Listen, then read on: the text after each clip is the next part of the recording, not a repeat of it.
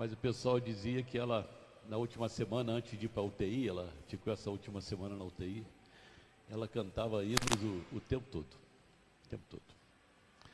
Aí depois que foi para a UTI, teve problema na garganta, aí os médicos quiseram fazer traqueostomia, o que era uma maldade, e quiseram que ela fizesse hemodiálise, porque o rim já não estava mais funcionando. Aí, ontem de manhã ela foi chamada. Eu acho interessante a questão dela cantar os hinos, porque eu tenho uma teoria comigo, por causa daquele texto de Lucas 16, da parábola do rico e do Lázaro. Eu penso que o crente, antes de morrer, os anjos de Deus vêm e avisam ele, aquilo que você chama de Zé Maria, né? Para os crentes são os anjos, né? Que dizem: ô fulano, põe ordem a tua casa. Foi assim com o Ari, lembra? O Ari, a Jocely, até hoje, a viúva dele fala: não entendo o Ari, pastor, antes de morrer, eu sempre pedi para o Ari botar em ordem aquele quarto, nunca botou. Aí uns 3 meses antes, botou, né? Depois um dia me chamou o Ari, a pessoa mais desorganizada que eu conheci na vida. Ela falou. O Ari me chamou e disse: ó, a senha do banco é essa, a conta é essa, o dinheiro está assim, essa. Eu acho que o Ari foi avisado também, né? Eu acho que dona Irene, a mãe deles, foi avisada também e estava alegre, porque foi ter o encontro com o Senhor Jesus ontem pela manhã. Muito bem, Mateus 25, a partir do verso 31. Eu queria que você deixasse aberta aí a Bíblia, que nós vamos... Em Mateus, 5 vezes aparece a palavra vinde, que está aí, ó.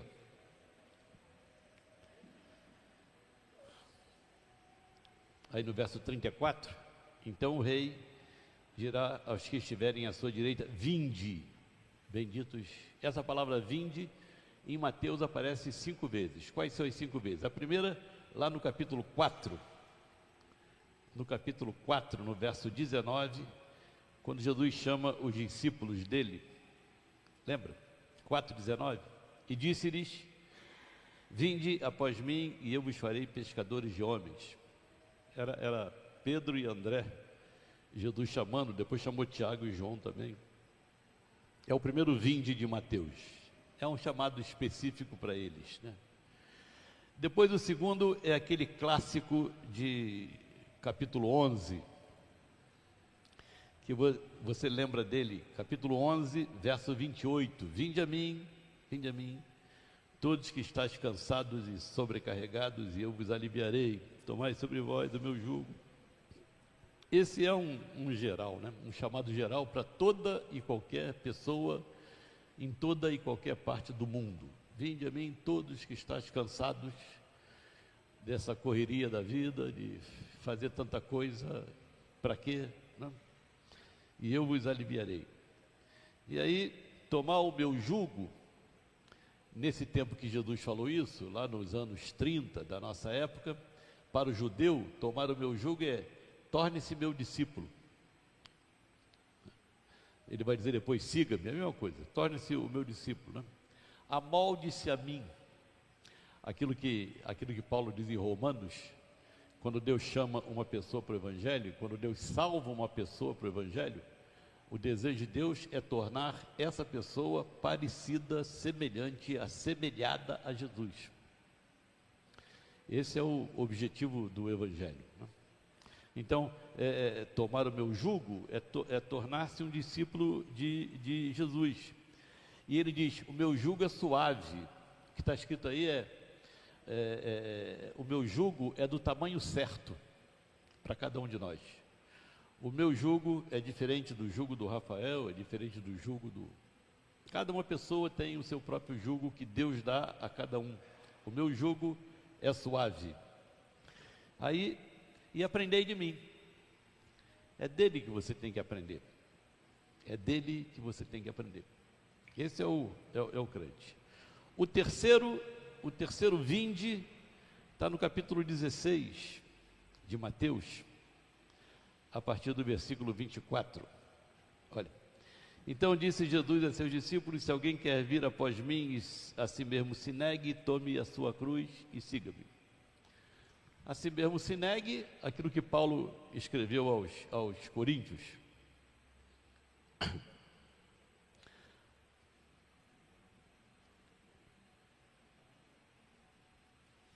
Aquilo que Paulo escreveu aos Coríntios: esmurro o meu corpo e reduzo a escravidão. Todos nós, quando viemos para o Evangelho, viemos do nosso jeito, né? Uns vêm reclamão, outros vêm murmurando, uns vêm pão duro, uns vêm não leva o desaforo para casa não, pastor, comer gacê. E Jesus levou o desaforo para casa, lembra? Quando ele se apresentou a Tomé e mostrou os cravos, a marca dos cravos na mão, ele levou o desaforo para casa. Então, quando Jesus fala negar a si mesmo, é você reconhecer o que tem em você que não agrada a Jesus. É você olhar para você. A primeira coisa que você precisa fazer é expor o que você é para Jesus. Você já viu quando alguém entra no hospital machucado? Você já viu, alguma vez já foi em um hospital, alguém machucado? Já viu quando alguém bate no carro, que chega no hospital assim, tá? O que o médico faz? A primeira coisa que o médico faz? Rasgar a roupa. O médico, não, foi a vovó que me deu.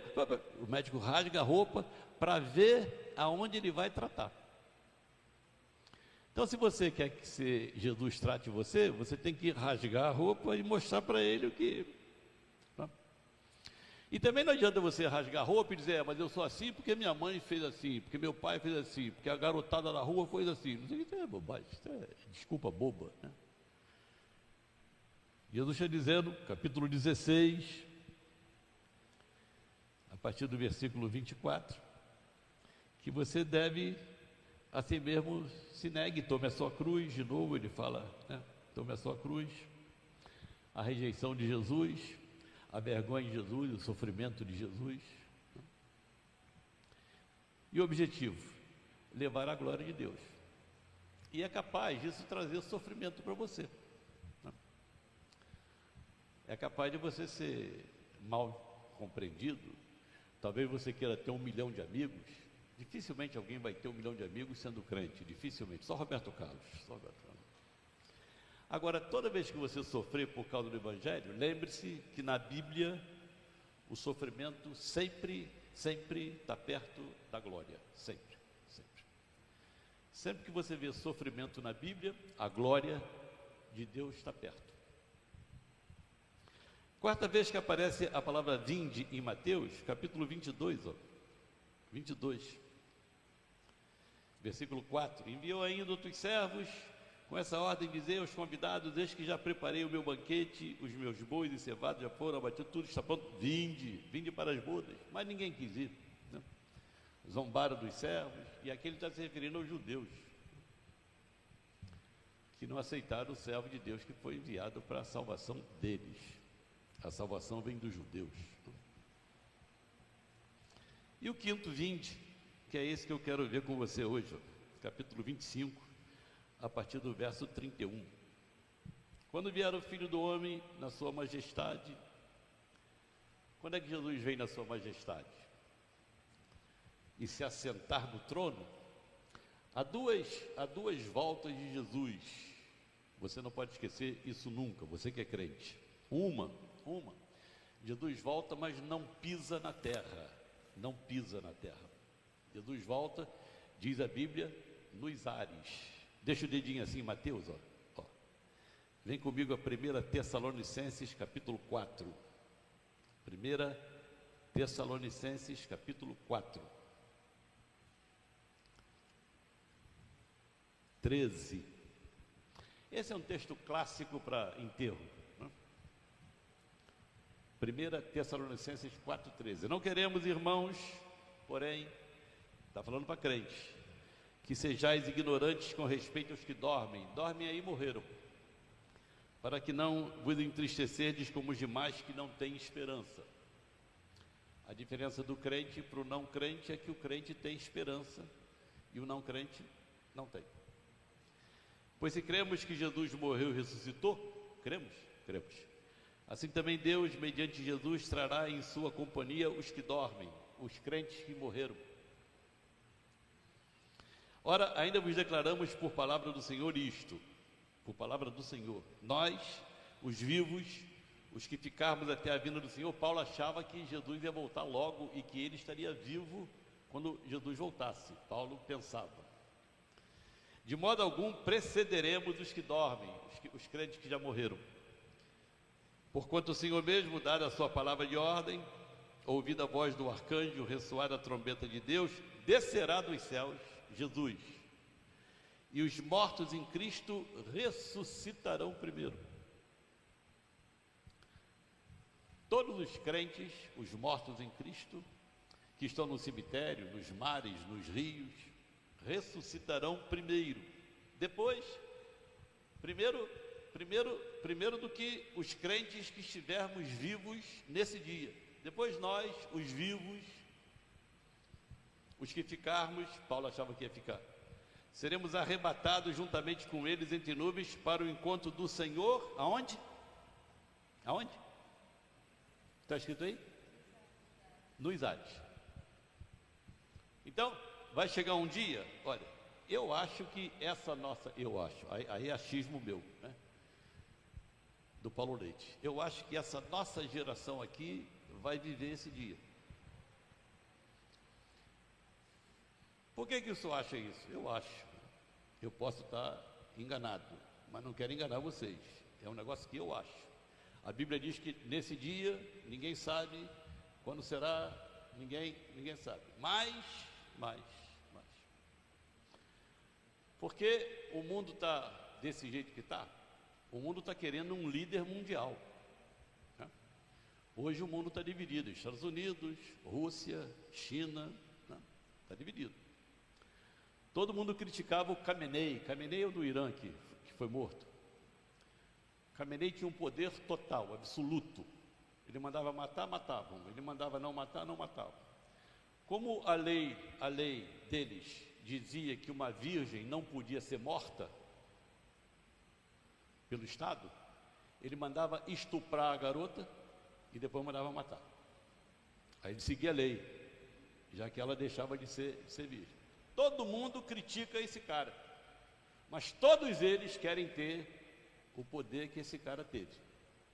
E agora no inferno eu não sei o que está fazendo com o poder que ele...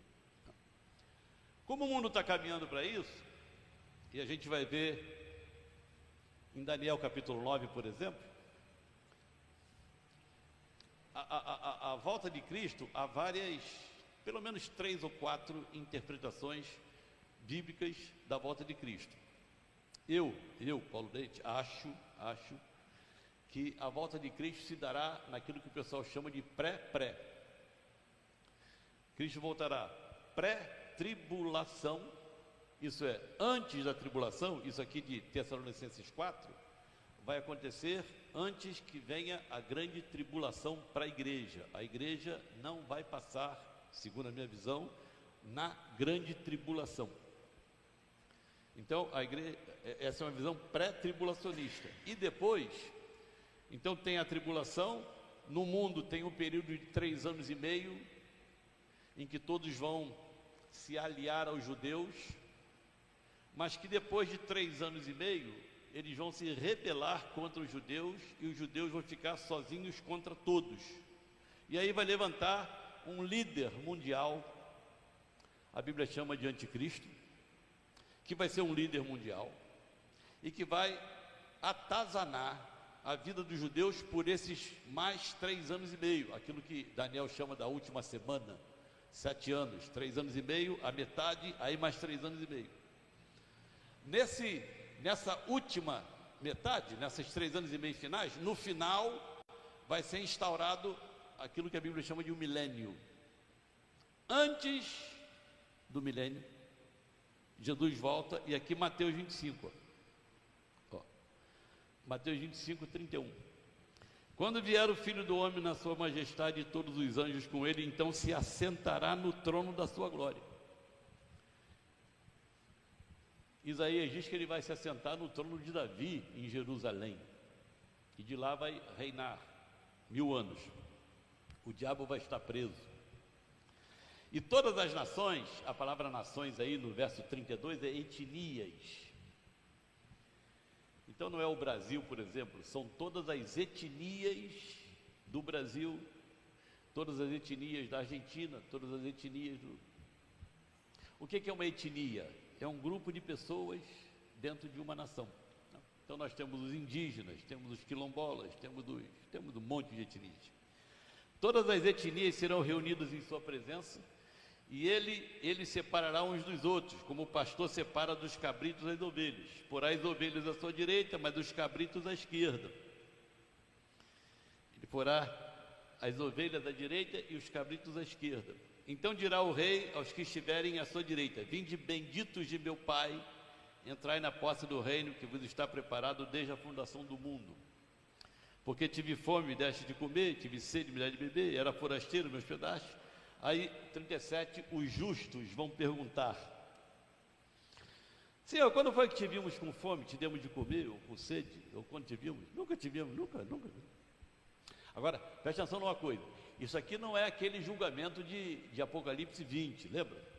Apocalipse 20, verso 11: vi um grande trono branco sentado no céu e fugiram. Aquilo é outra coisa. Aquilo a gente não sabe onde vai ser, porque diz a Bíblia que fugiram o céu e a terra. Vai ser um outro lugar, um outro julgamento. Esse julgamento aqui vai ser das pessoas que passaram pela grande tribulação. Deus vai levantar 2 testemunhas nesse tempo. O Apocalipse vai dizer que 144 mil serão salvos e vão pregar o Evangelho, e algumas pessoas crerão. E aí, Apocalipse 13 diz que naquela época, quem não tiver o selo, a marca da besta na testa, não vai poder comprar, nem vai poder vender. Quem é que vive hoje sem poder comprar, sem poder vender? Quem é que vive hoje sem poder comprar e sem poder vender? Essas pessoas que não vão poder comprar nem vão poder vender porque não tem a marca da besta, porque resolveram lutar contra a besta e vão perder a vida por causa disso, serão ajudadas por essas ovelhas aqui, ó. Quem ajudar esses que Jesus chama de meus pequeninos, Jesus vai chamar de benditos. E quem não ajudar, Jesus chama de malditos. Eu acho interessante, a Bíblia é tremenda. Olha aqui, ó, verso 40, o rei respondendo, eles perguntam: quando é que eu nunca vi o senhor nu, nunca vi o senhor preso? Se soubesse eu ia lá, eu nunca vi. Os que ajudaram, né? Aí Jesus diz no 40, o rei respondendo lhe dirá: em verdade eu vos afirmo que sempre que o fizeste a um desses meus pequeninos irmãos, a mim o fizeste. Então, esse pessoal vai ajudar a esses judeus que estão sendo perseguidos no tempo da grande tribulação e vão colocar a vida dele em risco, deles. Isso já aconteceu antes? Exemplo, já aconteceu. Por exemplo, A Lista de Schindler, que é um filme baseado em fatos reais. Um cara rico que salvou um monte de judeu, e no fim do filme, caramba, esse anel, quantos eu podia ter salvo, não sei o quê. Isso é um fato real que foi transposto para as telas. Corre tem boom, lá a mulher que morou em Amsterdã, na Holanda, que escondia judeus Esse homem que agora recebeu, ano passado, o prêmio lá da Academia de Oscar, o cara que salvou não sei quantas crianças judias das mãos da Alemanha, e claro que colocou em risco a vida dele, e as crianças hoje, tudo que se salvaram, crescidas, homenagearam ele. Eu não fiz nada, eu fiz o que tinha que fazer, meu coitado. No tempo da grande tribulação, quando os judeus forem perseguidos, e que Deus vai dar a eles um espírito de arrependimento, então eles verão aqueles a quem ele traspassaram, Jesus. Serão ajudados. Quando fizeste a um desses meus pequeninos. Agora lá embaixo, ó, Isso ele falou para as ovelhas. Olha o que ele falou para os cabritos, nos 45. Então lhe responderá: em verdade eu vos digo que sempre que o deixaste de fazer a um destes mais pequeninos, a mim o deixaste de fazer. Para as ovelhas, meus pequeninos. Para os cabritos, mais pequeninos. Outra coisa que a gente precisa prestar atenção. Ele não está falando aqui, Mateus 25, que a salvação é pelas boas obras. É porque você ajudou, porque você foi visitar, porque você foi, não sei o quê. Claro que não. O Levi estava na Turquia. O Levi está na Turquia desde 98. Então o Levi estava na Turquia há mais de 20 anos. Acho que 20 anos. E um pastor americano foi preso, e o Erdogan, o presidente da Turquia, ele às vezes aperta contra o evangelho, às vezes ele amolece. Ele aperta e ele... Nessa época ele apertou e prendeu lá um pastor americano. Até a embaixada americana fez gestões para soltar o cara foi solto. Quando ele estava preso, o Levi foi visitá-lo na cadeia. E a cadeia tem. Quando ele foi solto, deu um culto de gratidão a Deus, e o Levi foi ao culto, lá em Esmirna. Esmirna é uma segunda cidade maior da Turquia, tem 5 milhões de habitantes. Um dia o Levi foi viajar para a Alemanha com a Nilva, para visitar a filha, que estava fazendo um curso lá, que é do lado um dos países vizinhos da Turquia. E aí no aeroporto, na saída, já perturbaram por causa do passaporte. Quando ele voltou, 15 dias depois, pegaram o passaporte dele e o expulsaram. Por quê? Porque ele visitou o pastor que estava perseguido pelo governo. Aqui também é a mesma coisa. Se descobrir, vai preso, vai morrer, vai. Vai ser um tempo em que a verdade vai virar mentira. Aqui no capítulo 25, não está dizendo que, porque o Levi visitou o pastor, então ele fez uma boa obra e ele vai salvo. A Bíblia não diz em lugar nenhum, como os espíritas dizem. Os espíritas dizem que fora da caridade não há salvação. E caridade para eles é fazer boas obras. E eles fazem questão de fazer obras melhores do que nós, por exemplo. Nós dávamos sopa sexta-feira à noite, e aí andávamos aí pela cidade, íamos a Cinelândia, Candelária, aquela coisa toda. Um dia ali na Rio Branco eu estava ofereci para um rapaz a gente levar água, porque eles não têm onde beber água, né? Se chega num botequim, não dá, porque se der para um, tem que dar para 200, aí não dá. Aí bebe lá no mangue, né? Aí eu ofereci sopa, pão e água. Aí ele falou assim, o rapaz, o que tem para beber? Eu falei, água. Ah não, obrigado. Tá bem. Eu falei, não tem sede? Tenho, mas os irmãos dão suco de laranja, os irmãos os espíritas. Eu também prefiro. Eu também. Então, é fazer melhor. Fazer melhor, porque quanto mais fizer, o espírita crê na reencarnação. Então você nasceu pé de couve lá atrás, depois você vai ser repolho, depois você vai ser rúcula, depois você vai ser nessa você nasceu em Campo Grande, na outra em Bangu, depois de Odoro, você vai até Ipanema. Acho que é o topo. Acho. Ele quer a reencarnação e diz que você vai melhorando. E o que faz você vir melhor na outra são as boas obras que você pratica aqui e agora. Mas a Bíblia diz em Hebreus, determinado está que o homem morra uma vez, vindo depois disso o juízo. Então, eu acho até legal, simpática, a ideia da reencarnação, né? Eu nasci pobre, vou, né? Classe média na outra e vou, né? Quem sabe, né? Quem sabe, mas não é bíblico, é uma vida só,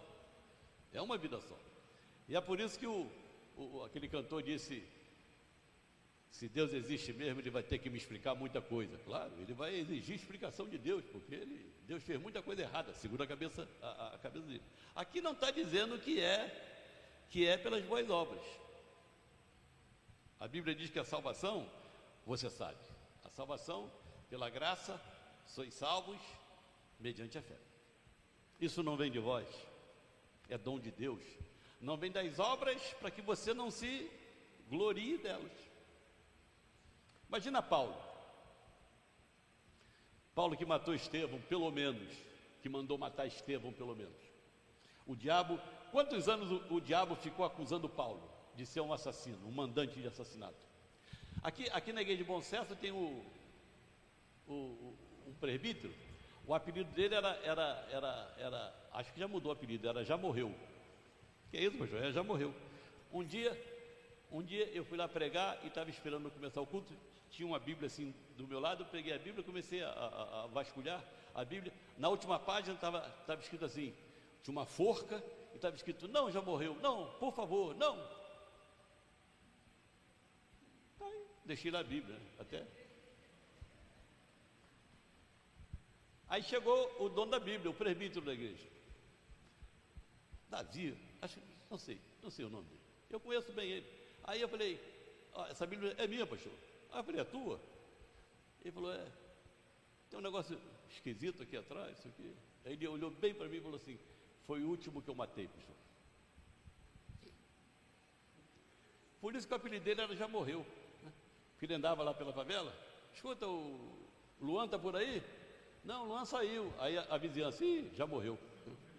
Porque ele era o executor. Imagina,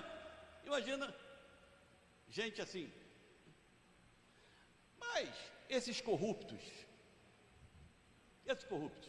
do Brasil, de sempre, o Brasil é um país trilhardário, porque tanto político roubando há tantos anos e não quebrou ainda. Imagina esse cara. E a gente é tão acostumado à corrupção no Brasil, que a gente acha normal, mas não é normal, né? Esse dinheiro desviado é dinheiro de cisregue, é dinheiro de rim, que tem gente que precisa, é dinheiro de catarata, é dinheiro desviado. São milhões e milhões e milhões e milhões desviados. 1 milhão para um, 2 para outro, 3 para outro. O Fernando Henrique Cardoso, o presidente da República, disse, ele que disse isso, que de cada 100 reais que eu libero para uma ação social no governo, 100 reais, só 4 chegam na ponta. Ele que disse isso. O presidente da República disse que de cada 100 reais, ele nunca liberou 100 reais. 100 reais, libera você, libero eu, né? De cada 100 reais que eu libero, 4 chegam na ponta, 96. E outra coisa, rouba-se tudo. Rouba-se respiradouro no tempo da Covid, rouba-se tudo. Um homem desse pode ser salvo? Na minha cabeça, vingativa não, mas Deus salva. Deus salva. Se converte, se arrepende dos seus pecados, Deus salva. O texto não está falando de salvação por obras. A Bíblia não diz que você é salvo pelas obras. O texto fala de grupos. Quais são os grupos aqui relacionados? Primeiro, os cabritos. Está vendo? As ovelhas e os cabritos. Os cabritos, no verso 41, são chamados de malditos. Maldito na Bíblia é a pessoa que tem o seu pecado denunciado. As ovelhas são chamadas no verso 34 de benditos. No verso 37, são chamadas de justos. Então perguntarão os justos. E no verso 46, justos de novo. E tem também uma expressão chamada pequeninos irmãos, que são os irmãos do Senhor Jesus, que são só das ovelhas, não são dos cabritos. Aqueles que foram perseguidos durante a grande tribulação e creram, não receberam a marca da besta, não podiam comprar, não podiam vender, Então, como é que eles sobreviveram? Com a ajuda das ovelhas, né, que os ajudaram, sem saber que estavam ajudando ao próprio Senhor Jesus. E aqui, isso aqui faz a gente lembrar daquilo que Tiago disse, né? Tiago capítulo 4, lembra? Aquela palavra feroz de Tiago capítulo 4, para todos nós. Tiago 4,17 diz assim, ó, portanto, Tiago 4,17, aquele que sabe que deve fazer o bem e não o faz, nisso está pecando. Aquele que sabe que deve fazer o bem e não o faz, nisso está pecando. Tiago está dizendo que tem pecado da comissão, aquele pecado que você pratica, que eu pratico, que você sabe que é pecado, e Tiago está dizendo que tem o pecado da omissão, aquilo que você deveria fazer, mas que por motivos outros você não sabe, não faz. Outra lição desse texto de Mateus 25 é a seguinte: Deus vai julgar o mundo. Deus vai julgar o mundo. Deus ainda não enviou nenhum julgamento cósmico. Não? Ah, pastor, porque as coisas estão... E por que Deus ainda não enviou nenhum julgamento cósmico? Porque nós ainda estamos no tempo da graça. E a mensagem para hoje é aquela que Paulo aos Coríntios: reconciliai-vos. Ainda hoje, nós estamos no tempo da graça e a mensagem é de reconciliação. Deixe o homem seu pecado e se aproxime de Deus por Jesus. Os céus estão quietos, porque o pecado já foi julgado na cruz, e Deus disse e diz na palavra dele que vai voltar, e vai voltar no final da tribulação. Vai voltar no final da tribulação para o mundo, para pisar nessa terra, para se assentar no trono de Davi, conforme Deus prometeu para Davi. Mas para a igreja, Jesus pode voltar a qualquer momento. Pode voltar hoje, 22 de março, pode voltar amanhã, 23. Como crentes, nós não estamos procurando sinais, porque Paulo diz que os gregos procuram sinais. Não haverá sinais da volta repentina do Senhor. A Bíblia diz: num piscar de olhos, num abrir de olhos, ele volta. E aí, todo olho verá. Eu acho que as televisões vão inventar uma lorota qualquer aí. Imagina, vai ser um negócio. Quantos habitantes tem no mundo? 7 bilhões de habitantes. 7 bi e 200 milhões, é o último que eu vi. Quantos crentes tem no mundo? Eu, Paulo Leite, eu sou ruim de matemática, eu acho que não chega a 1 bi. Eu não estou dizendo evangélicos, eu não estou dizendo gospel, não. Eu estou dizendo crentes. Quantos crentes há no mundo vivos que passaram pela experiência do novo nascimento? Alguém lá nos Estados Unidos, não sei no que ele se baseou, há uns 2 anos atrás, ele calculou em torno de 400 milhões de crentes no mundo. Não sei como é que ele fez o cálculo, eu estou sendo mais do dobro dele.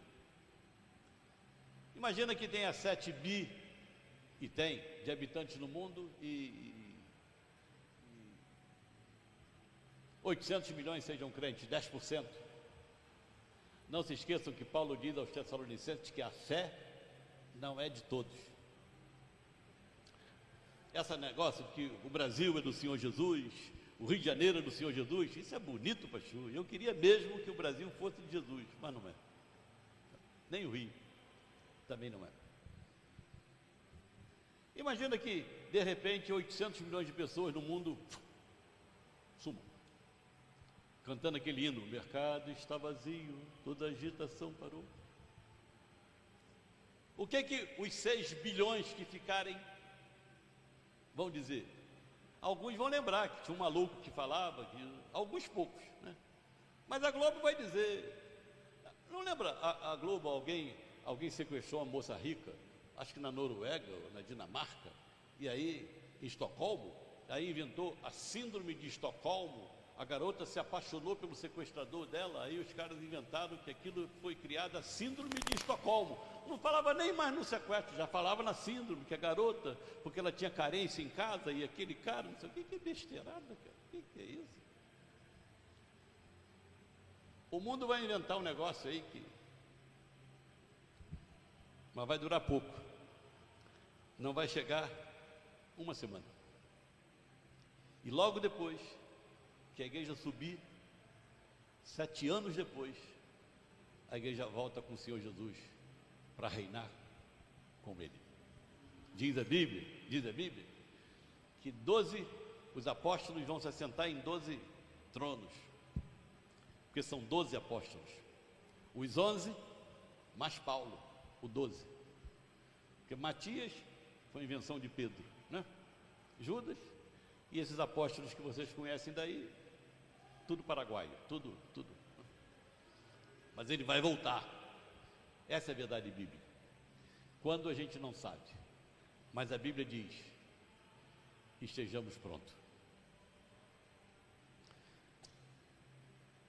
Estejamos prontos, porque a qualquer momento ele volta, para a glória de Deus. Vamos orar. Você pode curvar a sua cabeça?